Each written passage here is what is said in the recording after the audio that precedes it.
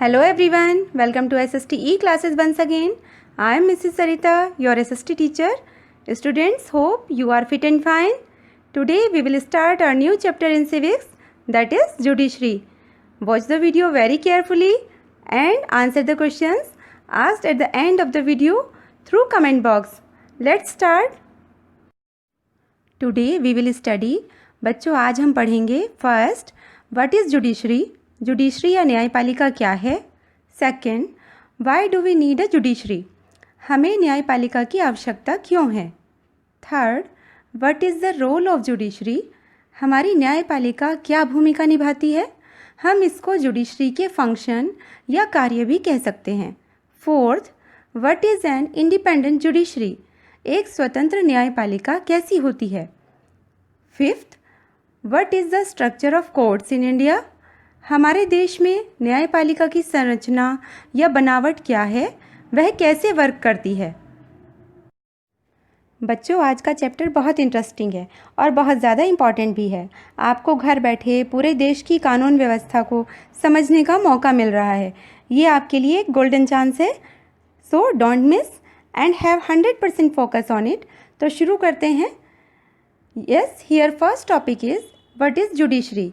बच्चों हमारा first topic है कि जुडिशरी या कोर्ट या न्यायालय क्या है। चैप्टर में आगे बढ़ने से पहले first of all we have to understand judiciary properly as the whole chapter based on it. Students, हमारे देश में डेमोक्रेसी इसी तरह से इफ़ेक्टिवली रन करती रहे, देश में लॉ एंड ऑर्डर या कानून व्यवस्था ठीक से चलती रहे and for the safeguard of our constitution, हमारे कंट्री में एक इम्पॉर्टेंट ऑर्गन मीन्स पार्ट या अंग दैट इज़ जुडिशरी या न्यायपालिका की व्यवस्था की गई। इन सिंपल वर्ड्स, जैसे एक स्कूल को प्रॉपर चलाने के लिए प्रिंसिपल की, घर को सिस्टमेटिकली रखने के लिए घर के मुखिया या वो आपके फादर मदर या ग्रैंड पेरेंट्स भी हो सकते हैं, इनका कंट्रोल होता है। ऐसे ही कंट्री को सेफली स्मूथली रन कराने के लिए जुडिशरी बहुत क्रूशियल या इम्पॉर्टेंट रोल प्ले करती है। आइए स्टेप बाय स्टेप डिटेल में समझते हैं। स्टूडेंट्स, हमारे देश में डेमोक्रेसी है, ये आप chapter number 3 why do we need a parliament में पढ़ चुके हो।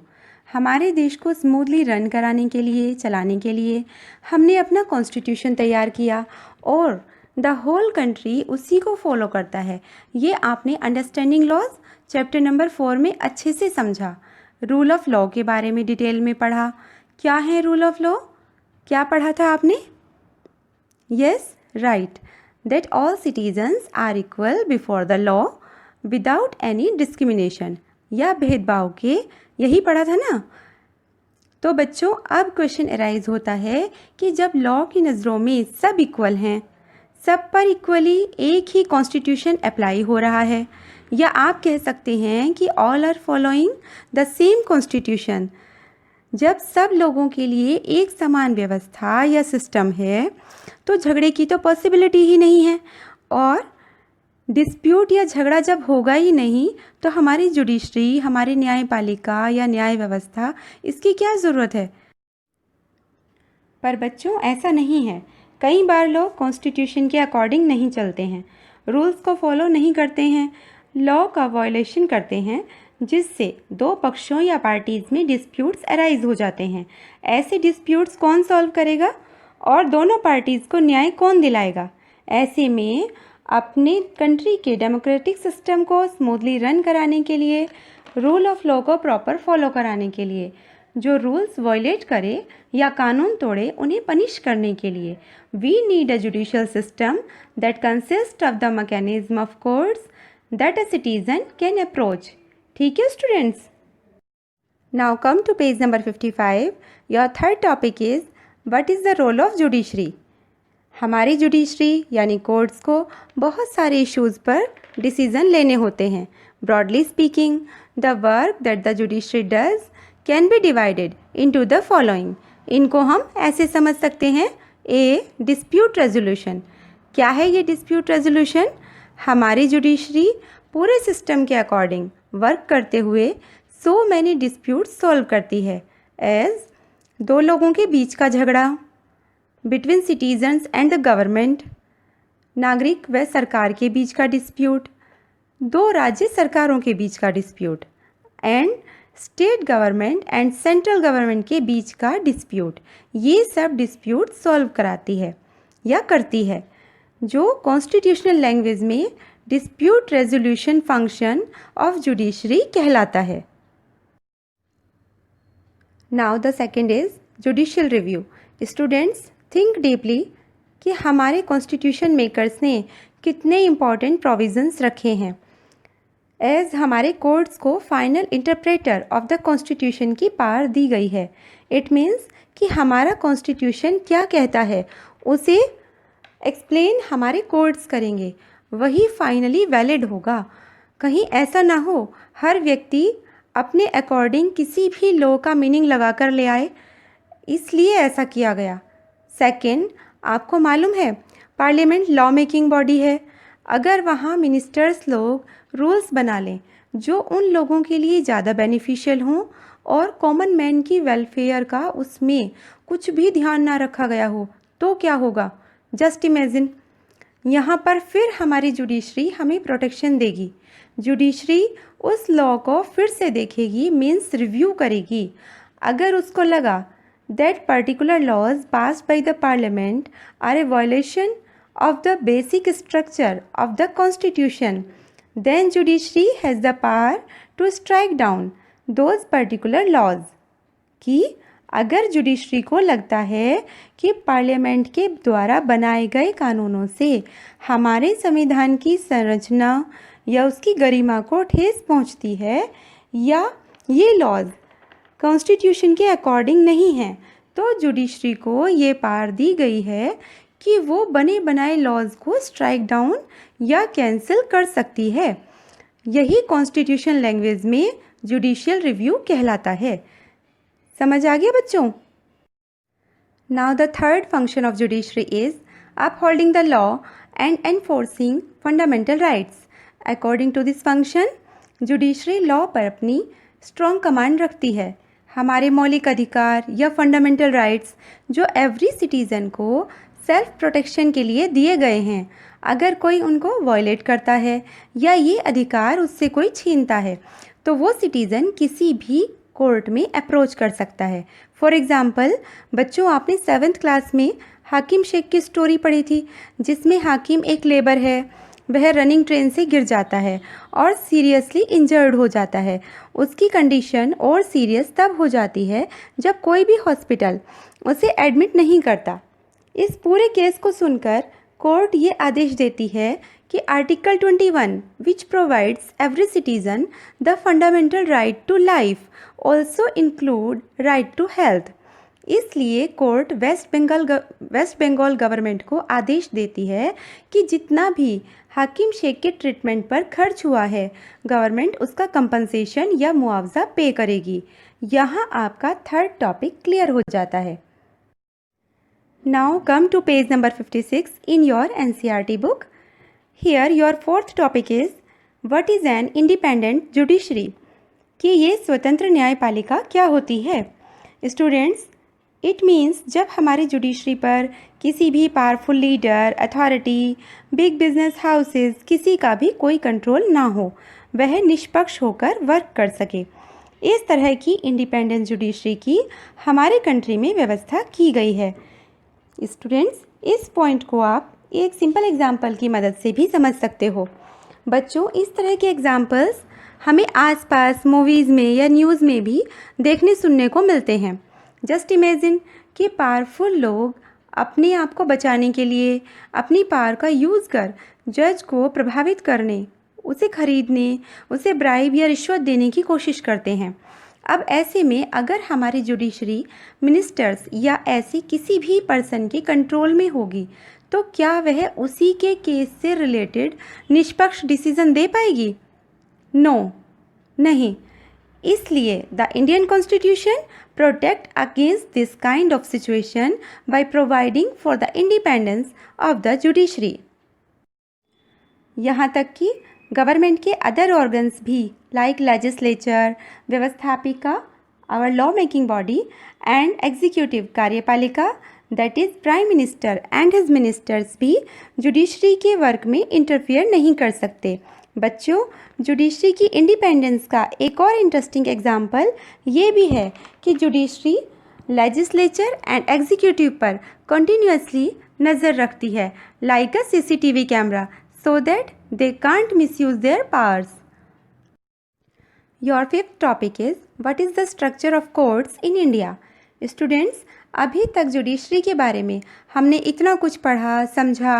अब इस टॉपिक में हम जुडिशरी के प्रॉपर स्ट्रक्चर के बारे में समझेंगे। सो बी रेडी। बच्चों, हमारी जुडिशरी एक पूरे मैकेनिज्म और प्रोसेस के अकॉर्डिंग 3 लेवल्स पर वर्क करती है, जिसकी shape just like a pyramid होती है, जैसे कि आप अपनी स्क्रीन पर भी देख रहे हो। सबसे नीचे लोअर कोर्ट, जिसमें छोटे छोटे केसेस सॉल्व करने के लिए सेवरल कोर्ट्स होते हैं, जिसमें पंचायत विलेज लेवल पर, तहसील टाउन में, डिस्ट्रिक्ट लेवल या जिला स्तर पर डिस्ट्रिक्ट कोर्ट्स होते हैं, जहां डिस्ट्रिक्ट जज की अध्यक्षता में सारे छोटे कोर्ट्स काम करते हैं।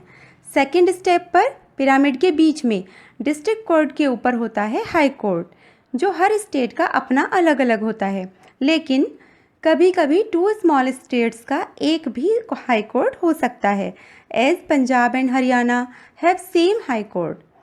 High court is the highest court of state level. Then at the top is the supreme court that is located in New Delhi.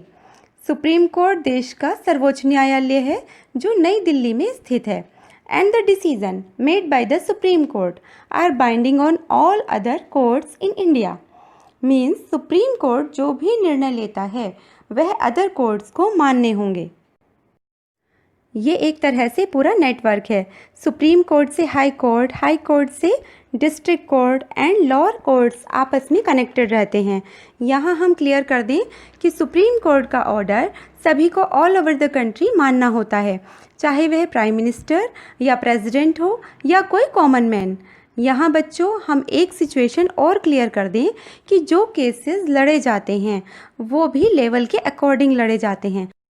For example, अगर विलेज लेवल पर डिस्प्यूट है तो पहले पंचायत में सोल्व होगा, उसके बाद यदि कोई पक्ष पंचायत के डिसीजन से एग्री नहीं है तो वो तहसील लेवल या फिर डिस्ट्रिक्ट लेवल पर जा सकता है। वहाँ पूरा प्रोसेस चलेगा और जजमेंट दिया जाएगा। अगर कोई पार्टी उस निर्णय से एग्री नहीं करती है तो वो अपने स्टेट के हाई कोर्ट में अपील कर सकती है। इसी तरह वहाँ पूरा प्रोसेस चलेगा और जजमेंट दिया जाएगा बाय द जज ऑफ हाई कोर्ट। फिर भी यदि कोई पार्टी हाई कोर्ट के फैसले से सेटिस्फाइड नहीं है तो वो फर्दर सुप्रीम कोर्ट में अपील कर सकती है। पूरे प्रोसेस के बाद अब जो डिसीज़न लिया जाएगा वो सभी को मानना होगा, क्योंकि supreme court is the highest court of our country. इसी तरह बच्चों आपको समझ आ गया होगा कि हमें स्टेप बाय स्टेप चलना होगा। छोटा सा झगड़ा होते ही सीधे सुप्रीम कोर्ट नहीं पहुंचना है। क्लियर बच्चों?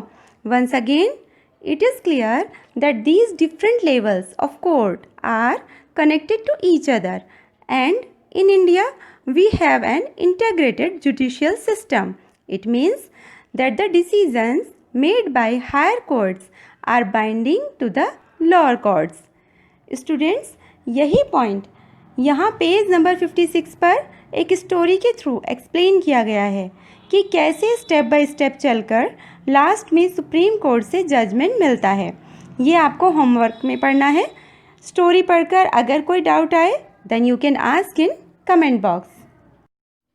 स्टूडेंट्स, आज हमने अपनी जुडिशरी के बारे में पढ़ा as what is judiciary, need of judiciary, role और functions of judiciary, our independent judiciary and structure of the judiciary. इन सब टॉपिक्स को डिटेल में पढ़ा। बच्चों, आपको समझ आ गया होगा कि हमारे देश का जुडिशियल सिस्टम या न्याय व्यवस्था और उसमें भी सुप्रीम कोर्ट कितना इम्पोर्टेंट रोल प्ले करता है, किस तरह हमें और हमारे कॉन्स्टिट्यूशन को प्रोटेक्ट करता है। बच्चों, हमारा सुप्रीम कोर्ट 26 जनवरी 1950 को इस्टेब्लिश हुआ था, जिस दिन हमारा इंडिया रिपब्लिक कंट्री बना था। Before it federal court was located in the Chamber of Prince in the Parliament House, which played the role of Supreme Court. And It was moved to its present building on Mathura Road in New Delhi in 1958. कि present building में supreme court को 1958 में move कराया गया, जो Mathura road पर स्थित है. Students, here we salute our great constitution makers for this great system. Now students, it's the time to check your knowledge. Answer the asked questions in one word in the comment box. First, should our judiciary be independent? कि क्या हमारी न्यायपालिका को स्वतंत्र होना चाहिए? Second, a dispute arises between two people in a village. Where will they go to solve their dispute? कि यदि गांव में दो लोगों का झगड़ा हुआ है तो वो न्याय के लिए सबसे पहले कहाँ जाएंगे? Third, where is the high court of Uttar Pradesh located? कि हमारे स्टेट उत्तर प्रदेश का हाई कोर्ट कहाँ स्थित है? Now students, this is the end of the first part of this chapter. Hope you have watched it carefully and all the concepts are clear to you. See you in the next video. Take care. Thank you.